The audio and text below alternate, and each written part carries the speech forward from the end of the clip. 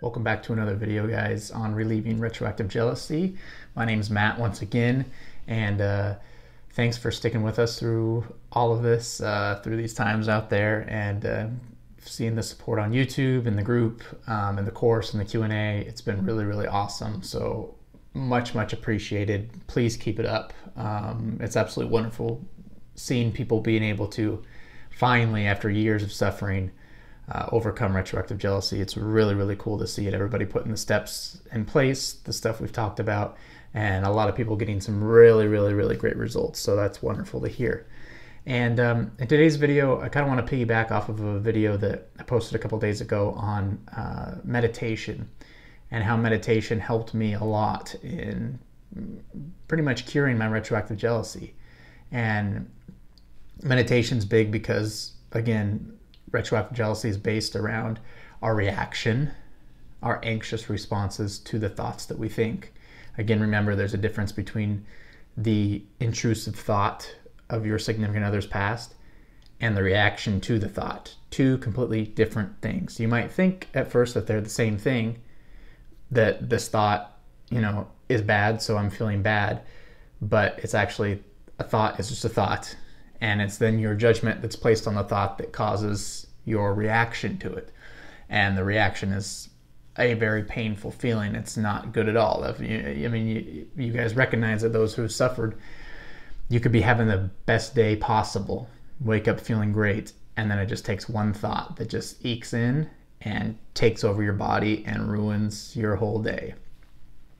But again, it's the reaction to the thought versus the actual thought, two completely different things. And I talked about in prior videos where you'll be at very soon once you've overcome your retroactive jealousy is you can actually think the thought of your significant other's past, something that used to bring you pain, and you'll have no feeling associated with it. And I gave an example of a cup, and let's see, the only thing I have is this Velcro. It's this little Velcro thing that ties together wires. When I think about this Velcro thing, I have no anxious response to it, right? I don't feel anything. I look at this and I don't feel anything. It's just a Velcro strap, and that's it, right? That's going to be the same thing you're going to think about when those old intrusive thoughts would come up. You're going to have the same reaction to it as you do this. Absolutely nothing, right? So when you get there, you'll experience it and you'll know exactly what we're talking about. But it's tough at first, but very soon you'll get there. So meditation was big on that because it calms those anxious responses. It just calms your nervous system. It calms everything. It puts you in the present moment, which is really key when it comes to this, is just living life presently.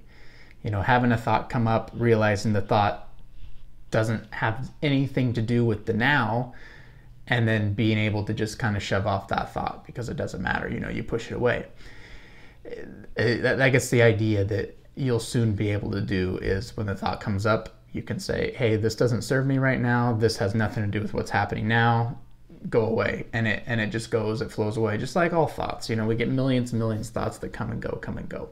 But it's that anxious response that we're going to end up getting rid of, which is the beautiful thing. So when it comes to meditation, I recommended the Headspace app. And that was the app that I used that was really beneficial to me. And I know not everybody has access to that. Maybe has access to a phone or whatever to be able to do that.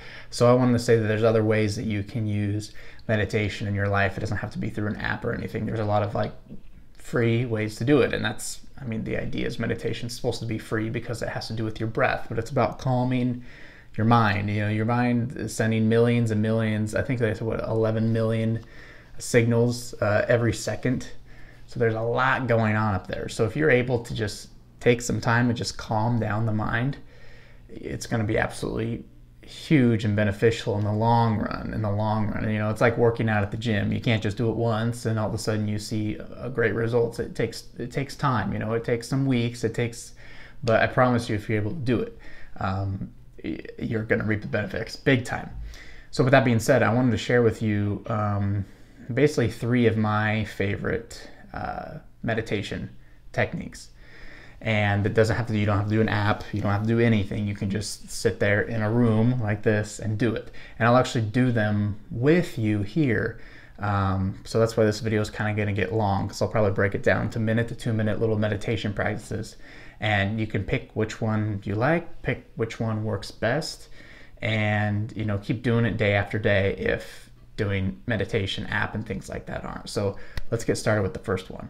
So the first example I have for you is just a common breathing technique. And you got to understand that our breath is our anchor. All we're ever really doing is breathing. Like if you shut the brain off altogether and you take all the thoughts out of the brain and you don't send and receive thoughts, all you're doing is breathing. Okay, so when you focus on the breath, you really focus on the only thing that's actually happening is your breath. So when you do that, when you just focus on one thing at a time, like your breath, all the other stuff, all that chatter, it goes away. And so you're able to calm yourself. So one that really, really worked good for me was basically breathing in for 6 seconds, holding for 2 seconds, then breathing out for 8 seconds. So we'll try that. Let's do it about 3 times. So we're going to breathe in for 6 seconds. Ready?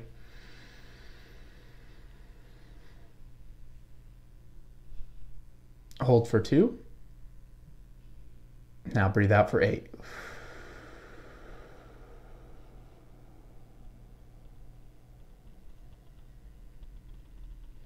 Okay, feel good. And sorry, I'm watching the timer up here so I can see. Okay, we're going to do it again. Ready? In for 6.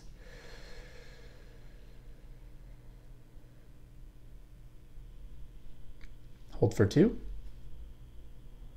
And out for 8.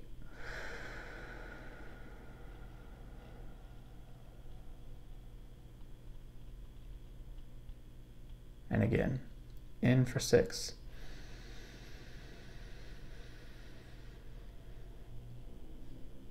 Hold for 2. Out for 8.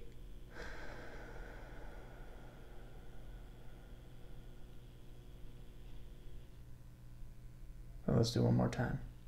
In for 6.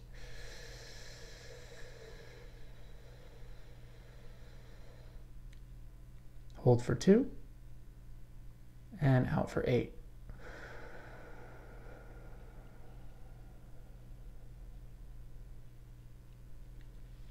So hopefully you were able to practice that with me. I'm already like feeling a little bit, ooh, like so much calmer, because that's literally what it is. Like your brain and your mind is now focused on one thing, and that's breathing. And that's so important because, again, that's your anchor. That's all you're really ever doing is like your heart is beating and you're breathing. That's it.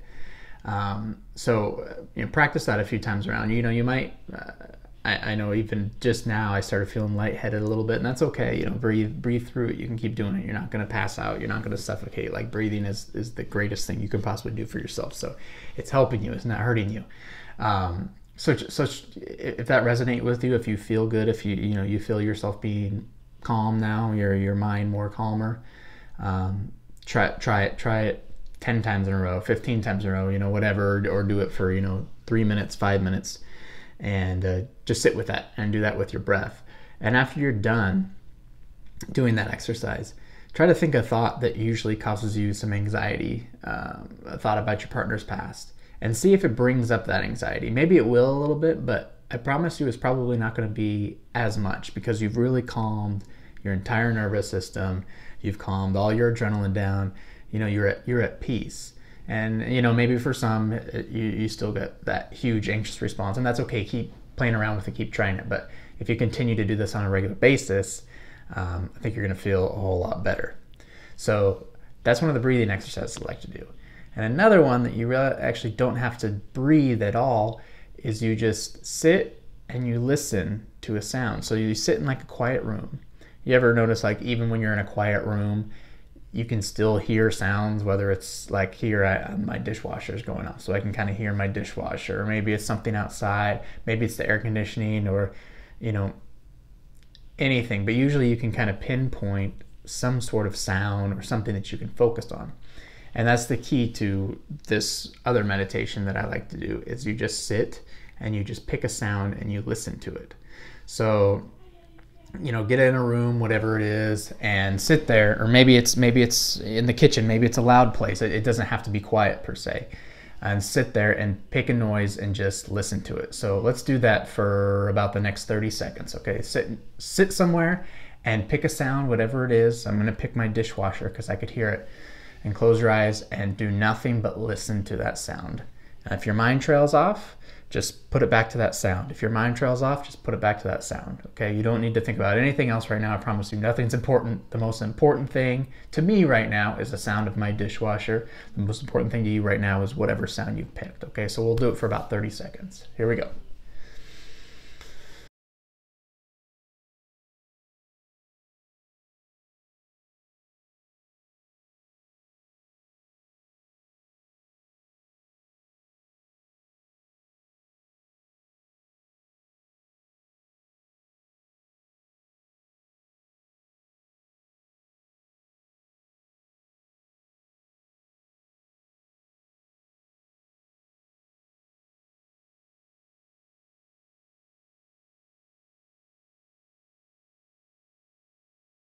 So how'd that feel? Hopefully, again, kind of calmed you a little bit. And that was just for 30 seconds. So I would do this for 5 minutes at a time, 10 minutes at a time, or whatever you feel most comfortable with. But again, just pick one sound and listen. Again, breathe when you're doing this, but you don't have to focus on the breath. I don't want you to hold your breath. But, you know, breathe normally when you're doing it, but just listen to that sound. And again, you're putting your focus and your attention on one thing. So everything else in your mind, all the other 11 million things that it's trying to process, you know, you're putting that attention just on one thing. So that other stuff gets pushed aside. You don't have any responses to it. And you're able to really just calm down, relax, and be easy about everything. So the third meditation is, again, just instead of listening to something, you're going to look at something and just stare at it for however long you need. We're going to do it for 30 seconds. So find something in your room that you're in, and for the next 30 seconds, we're just going to look at that one thing. And you can blink. It's not like this is a, you know, don't blink challenge.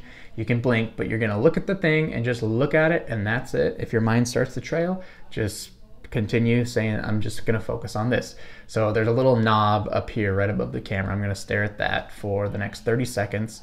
I'm not staring into your soul, I promise. But find something in your room for the next 30 seconds. We're going to give it a try. We're just going to stare at it, okay? Don't forget to breathe. Don't forget to blink. But nothing is more important than the thing that you're staring at right now. All right, here we go for 30 seconds.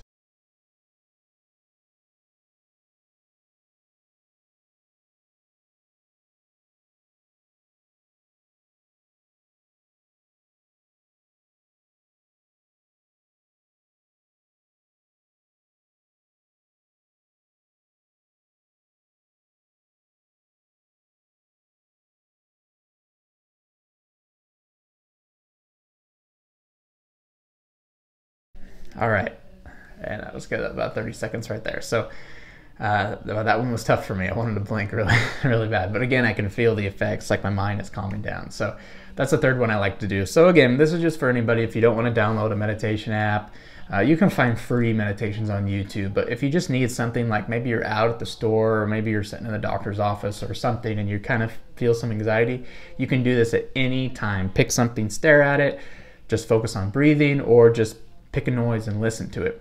And everything's going to start to calm down. Your mind's going to stop the chatter. The nervous system's going to relax a little bit. You're going to relax a little bit. And you're not going to have that much anxiety to your thoughts. And again, you know, try it a little bit. Try it for a few minutes. And then try to think of an intrusive thought, one of those anxious response thoughts. And I think you'll notice that it's not going to be as bad as it usually is. And that's why you can tell, you can slowly start to be able to see that, hey, okay, I can kind of see what this is like. I can kind of see that, wow, I can think this thought and I don't really have the reaction to it.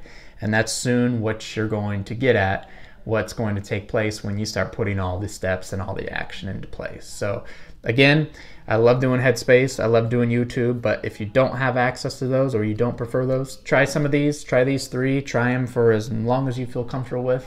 And I promise you, I really think you'll be able to really see the difference in your life and curing, getting overcoming retroactive jealousy once and for all. So thanks so much for watching. Thanks for sticking with me. Again, if you want to be a part of the Retroactive Jealousy Relief group, the community on Facebook, I'll leave the link in the description below. Feel free to join. If you want to get in on the Q&A and the course, I'll leave the link below as well. More than welcome to do that. Please explore more videos on YouTube. I've got more and more coming just for you guys, to help you guys out. I really, that's my my passion here, is to help everybody out with this, because you know, I always said, when I find a way out of retroactive jealousy, I want to teach people. I want people to know that, hey, I'm here, I'm breathing, I'm alive, I did it. I'm not having intrusive, you know, thoughts anymore. I'm not feeling like I was anymore, because my retroactive jealousy was so terrible. It was so painful, but I promise you, I'm out. I feel wonderful. I feel 100%, and you can too, and you will be. So again, links below. Feel free to subscribe to the channel as well, and click the bell notification so you get some more updates on when I post the next video. So take care, everybody, and we'll see you next time.